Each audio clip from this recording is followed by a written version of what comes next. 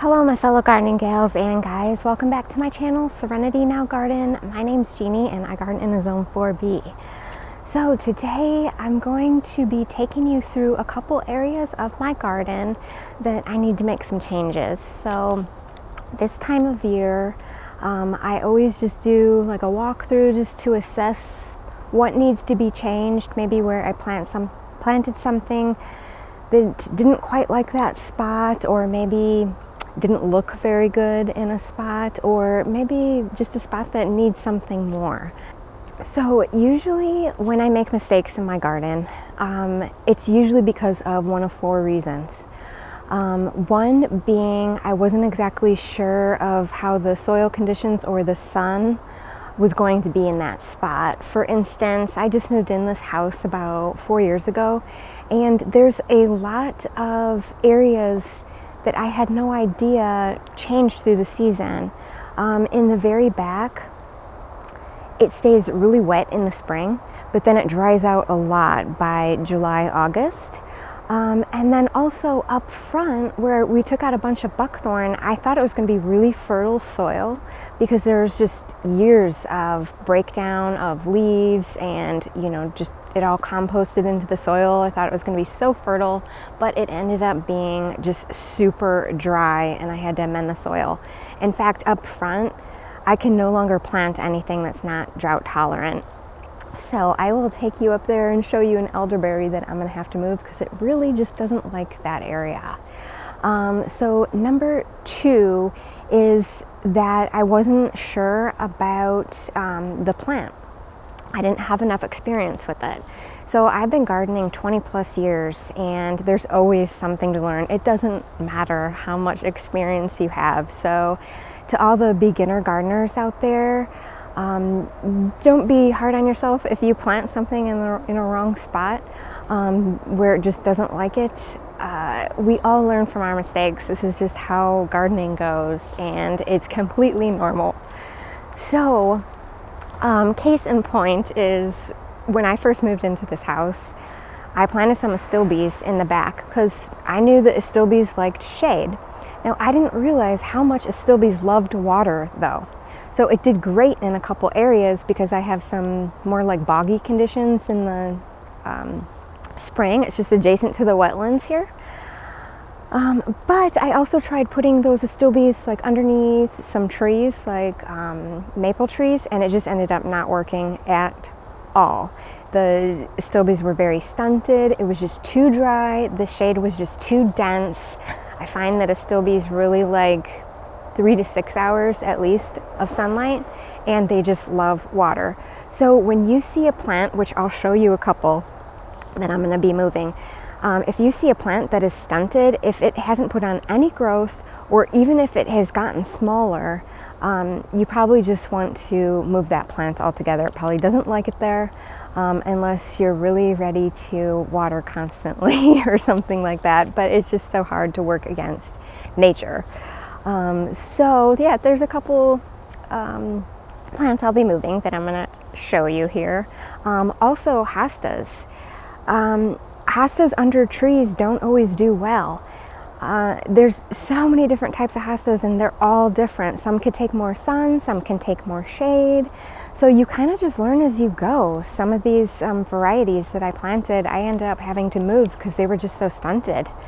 However, I'll show you a variety that I have that is as tough as nails. It was actually here when I moved in. I had about 6 to 8 really large hostas that I ended up dividing and putting all over the place because they're the one hosta that actually looks fine under maples. So I will show you a clip of that as well. Okay, so the third reason why I make mistakes in my garden is also because of clearance plants. Now, you never know what you're going to find on clearance, and sometimes you don't have a spot for the plant. It just happens. And when you come home, you try to figure out where you want to put it, and you end up putting it somewhere that you know in the back of your head that it's not going to really like. I've done that quite a few times. because I'm such a bargain shopper, I have so much space to fill, so I have clearance plants all the time. So that's another reason why I usually make a mistake in my garden, which is normal. And the fourth reason that I usually make a mistake is because it's not a functional mistake, it's a design mistake. And let me preface by saying that beauty is in the eye of the beholder. So a design mistake to me, someone else might really like that, and vice versa. Case in point, in my rock garden, which I'll show you, I tried to go for like a monochromatic look in an area. I have a ton of blue, and I was just like focusing on blues. We have like a blue mouse ear hosta, we have blue fescue, we have blue spruce sedum, we have euphorbia donkey tail spurge that was blue. We even have some fire witch dianthus, which has the blue foliage, and I thought that was going to look great, but I'll show you a clip. As you can see, it really just didn't work out. I'm going to have to add some other colors for contrast. And it doesn't have to be flower colors, it could just be foliage colors. So I'll show you what I'm going to do over there. So stay tuned for that. Let me take you around here. One other thing that I just wanted to mention is I just wanted to say thank you so much, you guys, for all your comments, for liking my videos, for subscribing. I just started this channel in April, and it's been so fun. I read all of your comments. They mean so much to me. I really appreciate it. Gardening has just been such a great hobby for me. It's rewarding. You have like a good creative outlet, and I'm so happy I could share that with you guys. And I'm just gonna keep making videos. Maybe I'll go down to one video a week in the winter as the season winds down, and then maybe I'll go back up to 3 videos a week in the spring. So again, thank you guys so much for liking and subscribing. I really appreciate it. And yeah, I hope to just get better in the next few months here. There's so much to learn about video editing and even shooting videos. So thanks guys so much. Now I'm gonna take you around now. Take care and happy gardening. Okay, garden friends, so let's start up here by my retaining wall, just straight in front here. There's 2 plants that I'm gonna have to move. They're both geraniums. Now, on the left is a reader geranium, which has like a purplish brownish foliage. It was about like a gallon-sized plant when I put it in, and on the right is a Biokovo geranium. It also has some blue spruce sedum there. So as you could see, it's totally the wrong color for this area. It blends in too much, and it has shrunk quite a bit. I'm not sure if it's the soil, if it's the water conditions, or if it's the sunlight. So what I'm gonna do is just move both of these into an area that I'll probably like better. I'm gonna put some plants in here that will provide a little more contrast against that rock that are known to be pretty tough plants as well. We'll see. This one is just, just 3 months old, and the Biokovo geranium is 2 years old, and it really hasn't put on much growth either. So let's try something else. I am not sure what's going on in this area. I know the soil is really sandy. If the plants I put in do not work, that's going to be pretty much my last try. If those don't work, I'm either going to put some statuary here, or I can also put a pot with some shade annuals in it. But whatever's going on, these plants on the right are doing okay. I just split that silver mound, so it doesn't look like much now. But they do get a little bit more water from the sprinklers. So let's see what happens there. Let me show you in this next clip what I decided to change it out with. All right, so what I decided to go with is Alexandria brunnera on the right, and on the left, that is purple dragon lamium, which is a ground cover that does well in shade. The brunnera does really good in dense shade as well, so I'm hoping they'll like the soil requirements. I mended the soil very well with compost when I planted these. So check out this plant. It is almost white. I was really drawn to it at the nursery. And I feel like on this bed of rock, it really stands out. So the contrast is really nice. You can look close here. There's some little purple flowers that this lamium has. The brunnera will have blue flowers, and that will be in spring. So yeah, I hope the lamium just kind of fills out a bit. The lamium also has like that white color within the leaf. So I'm hoping, the Perennial will kind of bring that out in the lamium. So I'm pretty happy with that. Let's just hope that these grow well, and I will report back in spring and let you guys know how they're doing. So on to the next. Okay, so the next area I'm going to show you here is my front garden bed. This is the area I was telling you that stays very dry. The plant I'm going to be talking about is a shrub in back here in the middle. It's called a Sutherland gold elderberry. I love gold elderberries, and this plant is really pretty in the spring. I know I showed you this before up here, but if you look really closely, the leaves are sun scorched. It's too dry up here. The tips are getting brown, and it's just not putting on any growth. This is the third season up here, and this shrub is supposed to get 8 to 10 feet tall and wide. It's almost the same size of when I first put it in. So this one's going to have to be moved. I might replace it with a golden spirit smoke bush, I'm thinking. I have one on the other side of this, so I will put what I'm going to replace it with in the next video because I'm going to be going shopping. But let me show you a clip of what this Sutherland Gold elderberry should look like. I just put in 2 other ones in my backyard, so hold on one moment. So here are my backyard elderberries. There's 2 in this bed here. I just put these in 2 months ago. I honestly did not know how bad the one up front was doing until I saw how good these were doing. Now they get the exact same sun right now. The only difference is this back bed stays a lot wetter. The water table's higher. We're just adjacent to the wetlands back here, and you can look at all this new growth, that really bright, vibrant yellow. There's no browning. Here's another angle. I mean, these plants are loving life back here. So that's how I knew it was just time to make a change. I'm going to move the one up front back here as well. So I'll show you that in my next video that I'll be putting out tomorrow. So I love these Sutherland Gold elderberries. They are gorgeous shrubs. Okay, on to the next. Okay, so here's another area. This is just on the other side of my retaining wall here. I just put these hostas in the spring. Now, some of them have put on growth and some of them are very stunted. The problem with this area is that I didn't know it stays super dry. There's a lot of shallow roots in this area. And also, I don't see it very well from my house. This is one of the plants I'm going to have to move. It is a Japanese forest grass. I bought it small, but it hasn't put on any growth at all, so we'll have to move that one. And the other one that I'm going to be moving right here is this bedazzled hosta. I mean, this is a really nice hosta.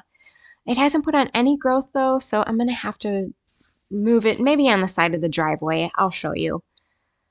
There's some forbidden fruit hostas that are actually looking good. They've put on a good amount of growth. These were really tiny when I put them in, so I'll keep those there.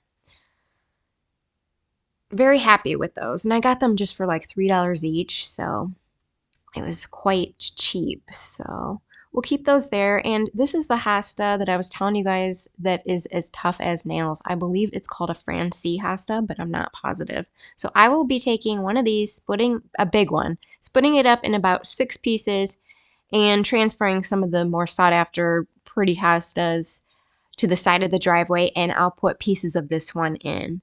So let me show you what that ended up looking like. So I decided to transfer a couple of my hostas up here. Besides the bedazzled, I decided to put 2 other ones. So on the side of the driveway here, they're going to work out better because there's sprinklers that get this area. So I decided to put Dream Queen over here as well. This was on just over by the retaining wall. So it's such a pretty hosta. I just want people to see it. And yeah, it was just kind of wasted over by the retaining wall. It's right by this variegated Jacob's ladder. Here's where I decided to put bedazzled. Once it grows in a bit, it's going to be really pretty against that dark mulch. And I decided to put Rainforest Sunrise over here as well. It's one of my favorite hostas, and I want people to see it, like I said. So this area will get plenty of water. I mended the soil well. I also put that Japanese forest grass just next to this halcyon here. So hopefully that puts on some growth, and I will show you guys what it looks like in the spring. And here's my rock garden that I was telling you about. Now this side right here on the top of the hill looks good. There's a lot of contrast. We got some Scotch moss. We got the sedum that's blooming. We got different colors of Celines. We have some miniature evergreens. And like I said, that Scotch moss really pops there. But if you go down to the bottom of the hill here, this is where I was telling you that I did that monochromatic blue look. And as you can see, nothing really stands out. It's just all one color palette. So I definitely want to make some changes here. I'll show you in a minute what I decided to do. Let me kind of show you kind of a closer look. Here's that blue spruce sedum. We got the spurge.